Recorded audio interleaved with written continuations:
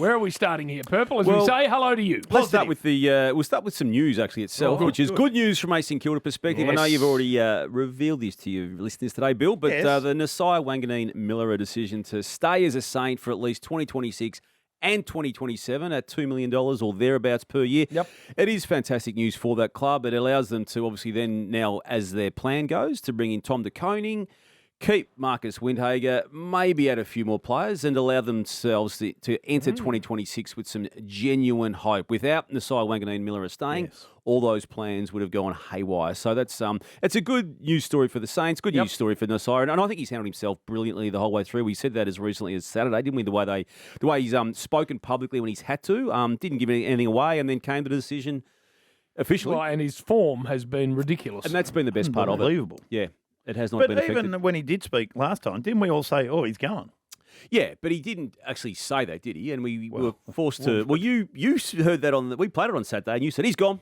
No, I think that was Jim. No, that was you. It was actually you. Jim It was actually you. that. So he's played it really why well. only 2 years? Jim asked me that, and it's a good. So I'm asking you. Yeah, so he's been in the system now 4 years. So he will still be. He won't be free agency status Not when he even comes out. unrestricted? Yeah, in that next Unrestricted, period. So, look, it allows them to just, I suppose, 2 years to get their own club right. It allows him to see how that looks in 2 years' time. And if he's playing half as well as he's played this year, well, they're going to be better, aren't they? Yep. With people around him better. The serious story of the day was one that emerged late last night and developed this morning. Izak Rankine being investigated by the AFL Integrity Department over use of a homophobic word against a Collingwood opponent on Saturday night at Adelaide Oval. And as we talk this afternoon, yet to find out what is going to happen. All we can do is, I suppose, let the AFL do its investigation. And if they're, and I keep saying if, because they need to do the proper investigation, but if there is a guilty finding on this, we go back to what they've done in the past 2 years. This year, AFL style, Jack Graham, 4 weeks for West Coast, only about 6 weeks ago.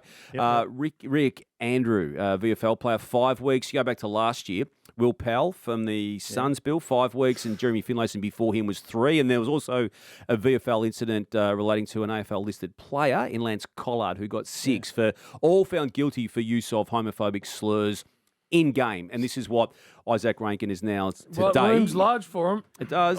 Top of the table. Because the simple runway has it, just to remind people, 1 home and away match remaining. Adelaide expected to finish top of ladder. Obviously, there's 4 weeks of finals. There may be 3 matches from Adelaide if they win out, so to speak. So, yeah, I mean, all these things are negotiated ultimately. And I'd imagine if you are Adelaide Crows, you're determining, did he say it, what context, and, okay, if he is guilty, can we work backwards from an outcome? So it'll all be going on as we speak. And So between 3 or 6 weeks. yeah, well, that's the issue, Bill. And if it would be an easier decision if it was round 12 for the AFL to if it was guilty and to just give him 4, 5, 6 weeks and not have to worry about him missing a grand final potentially. So Jack Graham self-reported, and that's why at the time they said he got a slightly softer penalty than he would have otherwise. Yes, and that is correct, And Jim. that was 4. Because they were on record last year, the AFL itself, that is, the legal counsel on record after the Will Powell incident, that these will continue to increase until we get it not happening. Now, I'd argue it's happened 3 times now this year, so it hasn't had the deterrent effect that they wanted. And getting involved in the social causes, I mean, I'm all for it, but there is a price to pay. And when it comes to Izak Rankine's personal situation right now, it could well be. When will we know? They are trying to expedite it. I know that. They don't work quickly because lawyers are involved at paces here now, and that is okay, but it doesn't mean it usually is hastily arranged. So that will happen. Just an old footy one, Ollie Wines, who surprisingly, I should say, was suspended for 3 matches by the match review panel for a hit on Cooper Lord. A bump, yeah. He was subsequently put into the HIA and he was given 3 weeks. They are going to take that through the tribunal, the power, tomorrow. Okay. Yep. Good. So, positives after all those news items, Bill. Where do you It's start? hard to go past the Crows for what they did on Saturday night against the Pies. 3-point win. Left them on top of ladder. Game clear, good percentage. Game against North Melbourne to come to get through that, win that, and finish the minor premier, which is all you can ask for going into the last round. Geez, they've done well. Yep. Really well. Their back line really stood up. Yep. Midfield's been good. And, of course, the 3 forwards has worked. A lot of people said it wouldn't work. So well done to the coach. Backline's been fantastic, hasn't it? And even without Max Michaelani right now, they've had to replace Jordan Butts, who had a punctured lung. But Nick Murray's come in and just seamlessly replaced him. And the form and the emergence after 6 years in the system of Josh Worrell, it's quite been amazing. extraordinary, isn't it? Yep. How well he is playing. And the fact, too, that this game against Collingwood, there was one that they were 5 goals down in the first quarter, as they were 2 weeks earlier against Hawthorn. It's a different style of Adelaide winning this year. And when it's all said and done, Jim, it just conditions them as best you can for finals before you actually hit finals. Nope, so they've been fantastic. Brisbane was the other, I suppose, line ball big winner out of the weekend, Bill, wasn't it? The way they responded. Showed their muscle. Yeah, they did. And they just made a genuine statement against They're a Fremantle. good side. You don't want to play them in finals. Yeah. The problems they've had in recent weeks have been injury related. Lockie Neal is still on that list. And we learnt out of the weekend that Eric Hipwood has now done a calf. Again, calves for big man, I think you're always at an extra week, to maybe even a midfielder. So, look, it's going to be a 3 to 4 week patch for him, you would think. And that's, again, a problem for them, given he was one who was doing what they needed him to do in that absence. Doing enough. Yeah, just doing enough. That's all he's done in his career mostly. He stood up in the grand final, Bill. He had did. A big grand final. You know the best kick in their business is? And he's about 35. Dane Zorko? Yes. Yeah. He just breaks up from the half-back line, goes through the midfield. He sets it all up. He's unbelievable. Yeah, and I don't ever recall early in his career looking at him as that type of player. Right, yeah. But having basically covered for Gideon Coleman, who went down in early 2024, the very first game of 2024, I feel he's just elevated his game in that space and the kicking's part of it. And Fletcher's a star. Fletcher's a genuine star already, isn't he? Third-year player only, but hasn't missed a game since he started and looks unbelievably good. Disappointing opponent. They were. We'll get to them later, though. We'll get to them as the head of the negatives in a few moments. I liked Geelong's performance yesterday against Sydney. They jumped early. The Swans tried to do to them what the Swans had done to Brisbane the previous week, and that is bring them down with some movement of handball, which is unusual traditionally for the Swans. But Geelong let them do it for a little bit and just worked it out just before quarter time, Bill, and then had the break at quarter time. Cameron didn't kick a goal. Yeah. Leading the Coleman by 10.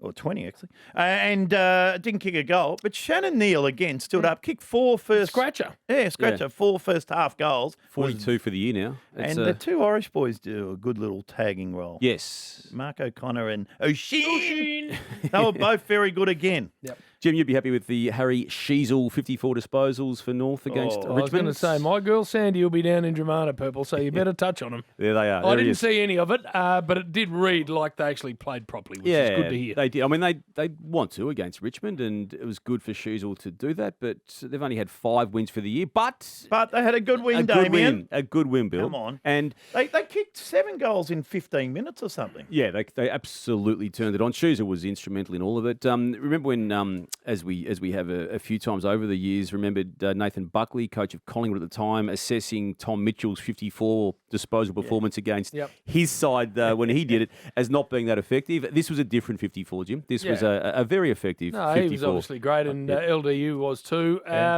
Curtis, 5 goals. He is a proper footballer, Paul Curtis. I don't think enough people understand how good a player he is. Yeah. I just hope he should be All-Australian squad. Can stay away from getting suspended. In trouble. Yeah, because that's the edge he plays on, which is giving him the impact, but he just needs to curtail it a bit. And you could argue he was unlucky with that suspension he got earlier in the year, but ultimately he did. Harry Sheasel, 54, equal Tom Mitchell. Greg Williams, 53.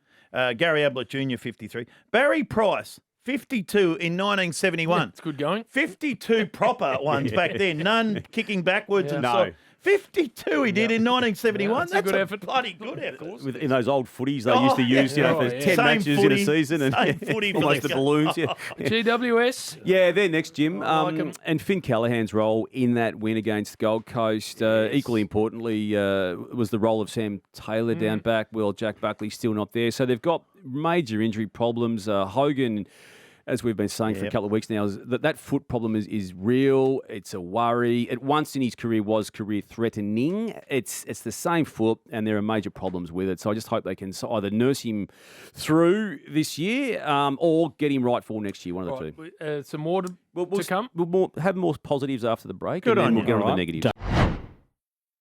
And we're staying positive. We're trying to, Jim, and we'll do it through a Carlton perspective, not so much from a win against Port Adelaide, but to see Sammy Walsh back after yet another serious injury, this one a foot. Good call. To come back and play really, really well. He played well too. Yeah, and equally Harry Mackay, who's had another troubled season, but responded and kicked 7 goals in that game. So I was thinking that the Blues might have had their best interest to put Walsh into cotton wool for the rest of the year, given his problems. But to see him back for that game, and even if they now make the decision to not play him this week, at least he's got a game back into him, and he can start the pre-season absolutely humming, which is important because they need him. Big tick for Harry Mackay's kicking too. Yeah. To have the complete and utter yips and then fix it as comprehensively as he has is a big tick already. He has had issues in that space, and you're right, he's kicked there. Hawthorn beating Melbourne, that was expected, but the manner in which they did it, they've just become very methodical and very professional, and Jack Gunston, who I think you're referring to, Bill. Kicked 7. He's 60 goals now. He's kicked for the year, second in the Coleman. And to play... How old is he? I think he's 34, going on 35, but to have played 270 games, as he has reached this year, but to have never kicked 7 goals to that stage of his career, and then to do it twice in 7 weeks, it just goes to show the impact he's having. The forward line working beautifully with him as the cheer or the leader of it, I should say, and just doing everything they need to do, the Hawks, in these late matches in the home and away season. One more positive, Jordan Croft just making his debut for the Western Bulldogs yesterday, massive win. Nearly 100 points margin against West Coast, but he just slotted in 2 goals, looked at home, and yet another father-son player at that club. Oh, I find the scrutiny on father-sons very, very interesting, Purple. Because just when the Northern Academies are copping their biggest smashing, suddenly father-sons have become an issue. It's the only bullet they can fire up there, and they're firing as many as they can. They are 2 completely different things. And father-sons have to stay in the game. You've been big on that the whole way through. I love it. I love the romance. What it does of a do, name though, to a club. just from a competition perspective, though, it does impact the competition the same way in terms of what's required to access either father-son or academy. What you have to give up as a club. I know, but Gold Coast are going to get 3 of the top 15 kids this year. That hasn't happened to father-son in my memory. No, and that's true, and that is true. But they will be required this year to give up more than they have historically in that space. Again, it won't be perfect. Didn't they get 3 last year? The top. Yeah, they might have had access to 2 or 3 last year as well.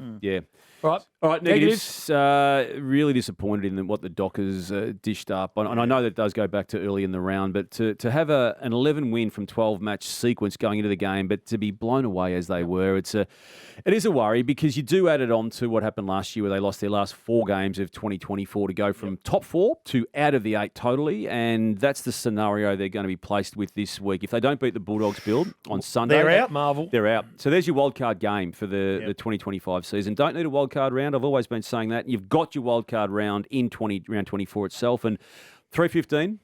We know. Marvel Stadium, Western Bulldogs versus Fremantle. Winner gets in, loser out effectively. And that's the way I think a good series should work. So, Collingwood, again, we've discussed this a bit, but now we analyse it.